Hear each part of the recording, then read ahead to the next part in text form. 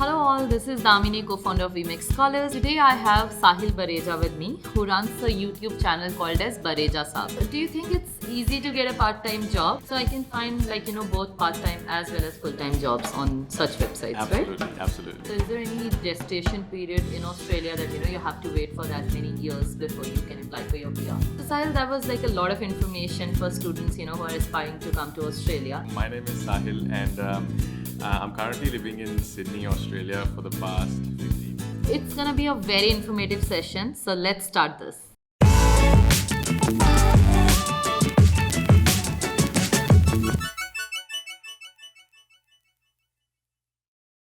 Hello all, this is Damini, co-founder of WeMakeScholars. I welcome you to yet another episode of our series Discover Study Abroad. So today I have Sahil Bareja with me, who runs a YouTube channel called as Bareja Saab. So Sahil had been in Australia for almost 17 years now. So he went there when he was in his school in 2005.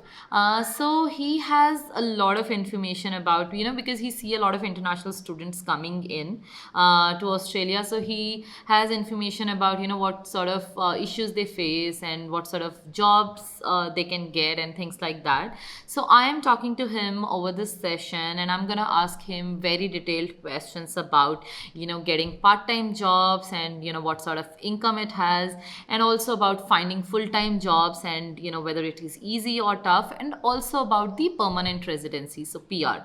So it's gonna be a very informative session, so let's start this. So hi Sahil, thanks a lot for taking time on a holiday for this session. So before we start this session, can you please introduce yourself for my viewers? Sure. Thank you, Damini, for having me on your channel. So my name is Sahil, and I'm currently living in Sydney, Australia for the past 15 years. I did my schooling from here, I did my bachelor's from here, and I did my master's from here also. And while studying, I came across a lot of domestic students, a lot of international students I used to study with. And while studying with them, I actually found out there was a big gap that international students didn't know about all the services that were available here. A lot of them who actually came to study here were not aware of how much they would be earning, what the living lifestyle would be like, living expenses would be like. So, just knowing all of this and just seeing this gap made me start my own YouTube channel, and it's called Bareja Saab. Interestingly enough, I started posting videos about how to find a job in Australia, living expenses in Australia, what are some of the top PR courses in Australia, and the result was phenomenal. I got a phenomenal response from the public. So here I am once again trying to help some students gain an insight from coming abroad, and thank you for inviting me. Yeah, so thank you. I mean, that was a wonderful introduction. So, Sahil, as you had been there, as you mentioned, that's your expertise area, and that's what you had been making videos on. Yes. So I have a few specific questions which I get a lot on my channel. Yes. So one thing which students are always concerned about is the part-time job. So as you had been there since your schooling days, Yeah. I'm sure you must have seen a lot of people coming over there, especially from India. Yes. So do you think it's easy to get a part-time job over there? Yeah, so look, it really depends. If you are, as soon as you start looking for part-time jobs, most of the students that come here, they want to go and enter any job. So I'm talking about whether it's car wash, whether it's restaurant jobs. But nowadays, the trend is now changing. A lot of the students are now entering entrepreneurial jobs. And I'm talking delivery partners like Uber Eats, where you don't actually have to go and apply for any jobs. So that's a new trend coming up where a lot of students, they just either rent an electric bike or they buy an electric bike and they join with Uber Eats and they start delivering and they start going straight away. So if a student is coming to Australia and they're worried about finding a part-time job, that option is always available. And one of the best things about that option would be for them is that they don't have a specific shift roster. They're studying 8 to 5, and then from 6 to 9, they can start doing their delivery job. So these options are now available, which didn't used to be available before. Apart from these, some of the popular jobs that a lot of students do is working in warehouses. You can be working in, for example, cashier jobs. We have 3 main retailers here, Coles, Woolworths, and Aldi, where people buy all their food from, and a lot of students work there in the outlets as well. Now, these are part-time jobs based on where you don't require any qualifications. Whereas some students do a little bit of extra qualifications and they do something called a security course or a security license, and they even work as security guards. Okay. Yeah, so there's a few different options there, but finding a job part-time is a lot easier than it used to be before.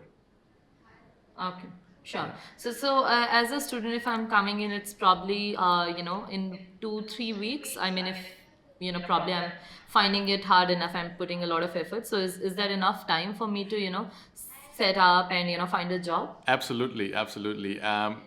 Because right when you come to Australia, most of the times you need to start looking for a job and applying for a job when you're landing here. You can be proactive and start applying for jobs there, but if they give you a call, you don't have that Australian number to contact them, or most of the times when you're applying for a job, they often ask you to come for an interview there and then, because most of the times they're quite desperate looking for jobs and they want to see you face to face.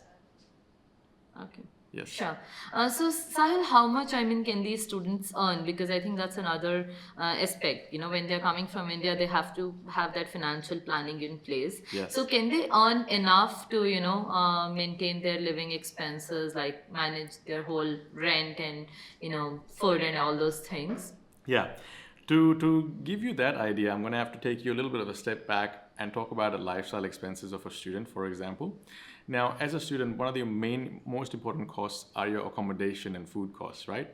So in Australia, especially if you're living around the main CBD areas, Sydney or Melbourne, the closer you live to city, the more expensive it becomes, because CBD, Central Business District area, is going to be quite expensive.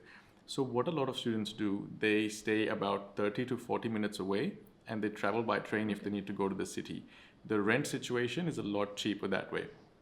To give you an idea, if you were to get a rental apartment by yourself, it will be quite expensive. You're looking at about $400 a week. But if you go into a shared accommodation, that rent then becomes approximately $200 a week for a student, including your bills. Yeah, so it can be quite reasonable. But the trick is you have to stay away from the CBD, right? Now, you got to add another cost on top of that would be your traveling cost, which will be approximately $50 a week. And you can add another cost, which might be just a little bit having food outside here and there, grocery. Could be anywhere about $50 to $100. So now I'll be touching on the cost. So if you take the total of all this cost, you're looking at approximately $300 to $350, ballpark figure. Yeah. Now let's talk about jobs. So as a student, you can work here 20 hours a week while you're studying. And if you're on holidays, you can work 40 hours a week. So while you're earning 20 hours, an average job would give you about $25 an hour. So you're looking at approximately $500 in that week. Yeah. But when you're working 40 hours a week and during your holidays, you're looking at about $1,000 a week. So I guess, when you're a student, you got to think of yourself as like an ice cream shop, where during summers, you're going to be making a lot of money. And in winter, when you're in hibernation, you're going to be using a little bit of savings. But it is possible to get your expenses out of the way. Yeah, sure. I mean, if you're saying with $20, with 20 hours also, if they're making $500, I think they're almost gonna meet their expenses, right? Correct. I mean, slightly here and there. That's right. Yeah. That's right. Sure. So I think that's probably very informative, answer I have got from you, because people always ask me, hey, will I have to use my loan for the living expenses? Because they anyway have to take it at the start to show it for the visa purpose, right? That's right. But then, we try to tell them approximately you will be able to meet the expenses, but now I have the clear numbers from your end. Yes. So great. So Sahil, now after part-time jobs, which of course is the first concern students have, the next question which I'm asked very frequently is, what is the job scenario? I mean, once we go there, finish our studies, is it going to be easy to get a full-time job, or it's something probably going to take them months and months of effort? So what do you think? Is it a smooth sail for international students to get a job, a full-time job in Australia? I really wish I could say it was a smooth sail. I would be lying if it was. Even for domestic students, it's not a smooth sail, let alone international students. But look, at the end of the day, you got to separate yourself from the group in some way or the other.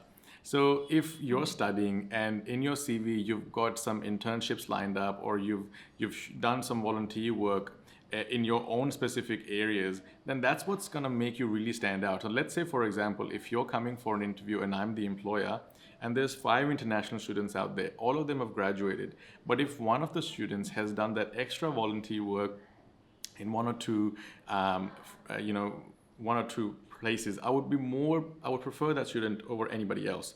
So some of these tips can help you. But in terms of how hard it is to find a job, that really depends on what field you're looking at. Like, for example, in current times, if you're in a hospitality industry, it's almost impossible because venues are closed. If you're in the accounting industry, if you're in the IT industry, those are quite booming areas, and finding a job, it's very, very easy in current scenarios. Okay. So it's a very industry specific thing, as you're saying, Correct, right? that's So, okay, so I think that's probably gonna help people plan the sort of course they are going for. So now you know which industries are booming and are having the requirement and the job opening. So I think students, you can plan as per that. Yes. Sahil, I mean, are there a couple of websites which you can name for them to find part-time jobs or full-time jobs, if if you have any on top of your mind? Yeah, absolutely. So often when you're looking for jobs, whether it's part-time, full-time, casual, any type of job, one of the most popular website is called seek.com.au. Then there's another website called Indeed, and there's another website called career1.com.au. But number one website is seek.com.au. That's where you find most of your listings. So if I was looking for a job, that's where I'd be starting. Okay, so I can find both part-time as well as full-time jobs on such websites, Absolutely, right? absolutely. Sure. So I'm gonna put all those links in the description so that all of you can plan your journey well in advance. Yes, that's right. Yeah. Okay, I forgot the next question. Just give me a minute. Okay. Key tips. Key tips. Okay, helping them prepare for full-time job and PR. Okay, got it. So Sahil, my next question to you would be, what are some of the key tips? As you already mentioned, it's a little difficult to find a job, a full-time job. So what can, students do to make their profile better and, more lucrative for the employers, I would say? Yeah. So number one, like I said earlier, is while you're studying, make yourself stand out. There's always lots and lots of online free courses that you can do while you're studying as well. If you're studying IT, you can also do a lot of free online courses from websites like Skillshare and those sort of things. If you're doing accounting, you can do experiences, you can do internships, you can do volunteer learning. So make yourself really stand out. Participate in extracurricular activities, whether it's at university or outside university. That would be number one. Number two would be make sure you get your resume up to date. Now, these resume services, every university has these services for student services where they help you build proper resumes. So when you're going to an employer, the one thing their employer is judging you based on 2 pages, and most employers don't go past the first page. So as an employee or as a graduate, you should make sure your resumes are up to date and make use of those student services. Next thing would be a lot of students, what they do is that they've finished their studies, they can't wait to go back home to their country, so they book their flights and they go back home straight away, visit their parents, visit their family. And when they come back, by that time, most of the jobs are already gone. So just before you're about to graduate, make sure you start applying at many jobs, as many jobs as you can. Yes, you will face rejection, but it's all part of the journey. Every interview that you go to, you will learn something or the other thing. Okay, so make sure you apply for as many jobs as possible. And after you've graduated, if possible, if it's not urgent, don't go traveling straight away. Try to land a job first, and then you can travel as you're going forward. Sure, that makes a lot of sense. I think that was probably very right point that people are just waiting to go home. That's right. So I think by the time they come back, people are just gonna fill up all the places. Absolutely. Those who were staying back there. Yeah. Absolutely. Sure. So Sahil, that was like a lot of information for students who are aspiring to come to Australia. Yeah. And now the last bit, which again we covered part-time jobs, we covered full-time jobs, and I think the last bit which people ask me a lot. So before we wrap this session, I want to ask you about PR. So what is the situation over there? I mean, is it easy to get a PR for students, or when they want to continue staying in Australia? So how does it work? So once again, PR is quite specific to a lot of things. We have a point system in Australia. So you get points for your English proficiency, you get points for what course you're studying, where you're staying, or whether it's regional, whether it's city. So it really depends on what course you're doing and what sort of education qualifications you have, whether you have experience from back home, whether you have experience from Australia. Overall, talking about industry specifics, for example, hospitality industry being really severely affected at the moment by COVID pandemic, it's not very easy to get PR in those areas, whereas IT, it's quite booming at the moment. Accounting, for example, is another example where you could really look for permanent residency options as well. So it really depends. Okay, sure. But I mean, is there any time duration people have to? Because as I know about, a couple of other countries, let's say in Canada, the tenure is about 5 years. So is there any gestation period in Australia that, you have to wait for that many years before you can apply for your PR? So it depends on how soon you've. So let me give you an example. For example, if you've done your studies straight away, and after that you've applied for a 485 visa, which is basically post-study work visa, and you've gained that experience, and then you're using that experience to apply for your permanent residency. So from the moment you've finished your studies, it can still take about 4 to 5 years before you have any of your permanent residency in your hand. Okay, got it. That makes a lot of sense. So, thanks a lot, Sahil. I would have never had all this information, if I would have not been talking to you here. So, I think even for the viewers, it's very informative video, and I'm sure it's gonna help a lot of people. When they are planning, they should know the reality, right? And not a lot of people, especially the consultancies in India, they don't talk about the ground reality, what's gonna happen. Yeah. So, as you honestly spoke about, certain areas do not have a lot of job openings. So I think people can take up that information and help or plan better. Yeah. So before putting in so much money in their abroad education. So thank you, Sahil. Thanks a lot for sharing this information with us, and thanks a lot for coming up. You're for this welcome. session. Anytime. I hope you found this session very useful and it was full of information. And I'm sure because it was so much information, you will have a lot of questions on this. So me and Sahil, we have decided to collaborate again and do a Q&A session on Instagram for the same. So the Instagram live details you can find in the video description. So do go and check out Sahil's channel also now, because I have recorded another video with him on scholarships and loans for Australia. So do go and check out his channel. Don't forget to subscribe and click on the bell icon to never miss any updates from us.